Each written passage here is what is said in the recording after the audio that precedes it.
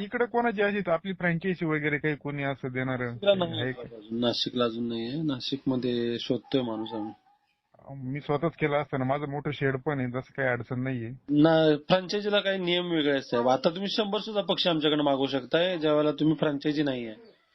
Franchise आहात तर त्याला नियम जरा वेगळे आहेत. त्याच्यामुळं बघा, तुम्हाला जमलं तर एकदा भेट द्या किंवा आधी तुम्ही आधी करताय आधीपासून हे की आत्ता सुरू केलंय? नाही, पहिले मी गावठीचं केलेलं होतं, पण मग ते मला काही परवडलं नाहीये, तर मग ते शेड आता मोकळंच ठेवलेलं आहे. तो बॅच पूर्ण काढून टाकली गावठीची मी. किती पक्ष्यांचे आहे तुमचं?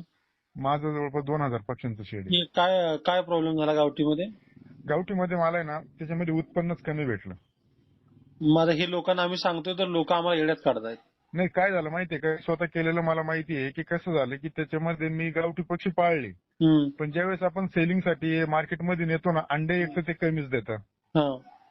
आणि मार्केटमध्ये नेतो ना त्यावेळेस कस्टमरला जास्त कळत नाहीये की गावठी कोणतं, सोनाली कोणतं, कावेरी कोणतं. एक गावठी म्हणून ते कोणतं पण घेऊन चालले जातं. बरोबर पण मग ते काय होतं की ते सोनाली आणि कावेरीमुळे गावठीचं मार्केट हे त्या ठिकाणी कमी होऊन जातं. मग बरोबर. आपण थोडं नर्वस होऊन तुमचा जातो. अनुभव आहे ना, आम्ही लोकांना सांगतोय साहेब ट्रेनिंग मध्ये. आता बरोबर. व्यापारी हा, काय करतात माहितीये काय, तुम्ही जर गावठी पक्षी घेऊन बाजारात गेलात तर बरोबर. हो व्यापारी तुमच्या पक्षाला सोनाली आहे म्हणून सांगतात हो, आणि त्यांच्याकडे खरी गोष्ट सोनाली आहे. आहे त्याला सांगतात की हा प्युअर गावरान आहे.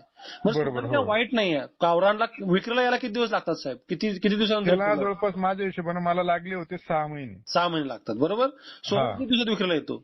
100 सोनाली दिवसात. 100 दिवस जास्तीत जास्त. हो, बरोबर ना? अर्धे पैसे अर्धे दिवस वाचले. फीड वाचतं ना तेवढं, खर्च अर्धे दिवस वाचला वाचले ना, म्हणजे. स्पीड हा, वाचला ना.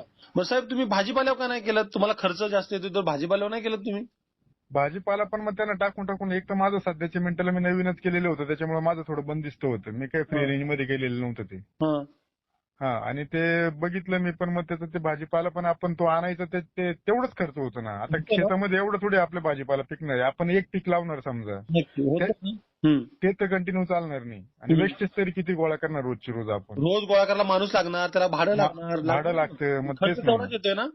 खर्च काय काय तेवढाच लोक येतो. हो, साहेब, आता लोक मार्केटमध्ये सांगतायत की 100 रुपये मध्ये पक्षी तयार होतोय गावरांचा. नाही खरं होत, आहे का हो? नाही होत, मी सांगतो नाही होत.